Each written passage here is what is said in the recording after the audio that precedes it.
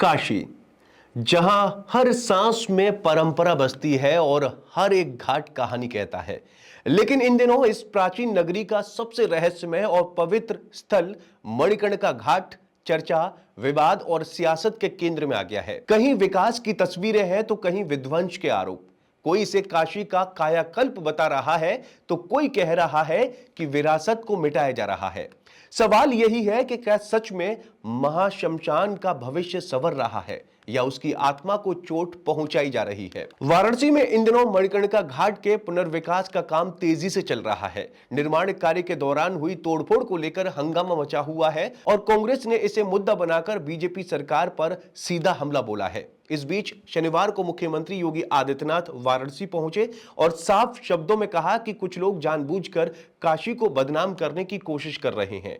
उनके इस बयान के साथ ही यूपी सरकार ने मणिकर्णिका घाट के प्रस्तावित नए स्वरूप की तस्वीरें भी जारी कर दी, जिनमें महाशमशान का भविष्य एक अलग ही रूप में नजर आ रहा है। सरकार की ओर से जारी की गई तस्वीरों में दिखाया गया है कि मणिकर्णिका घाट का प्लेटफॉर्म पहले से कहीं ज्यादा बड़ा और व्यवस्थित होगा।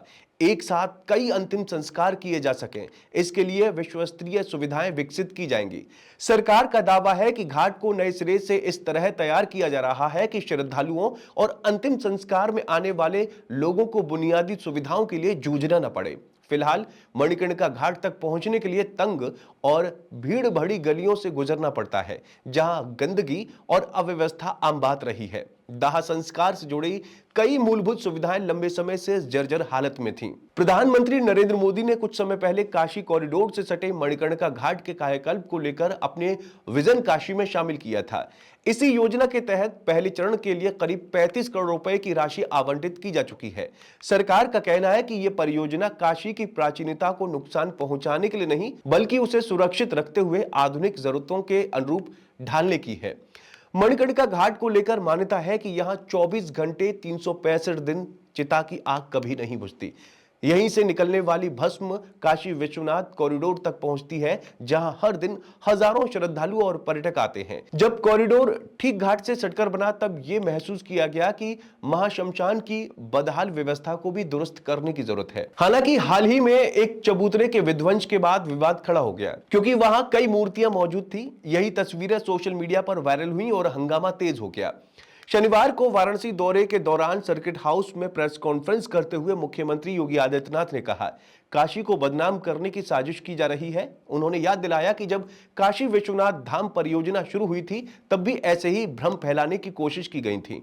मुख्यमंत्री ने कहा कि टूटी हुई मूर्तियों की तस्वीरें दिखाकर यह झूठ फैलाया जा रहा है कि सरकार मूर्तियां तोड़ रही है, जबकि इससे बड़ा सफेद झूठ कुछ हो ही नहीं सकता। योगी आदित्यनाथ ने यह भी कहा कि आज काशी को एक नई वैश्विक पहचान मिली है।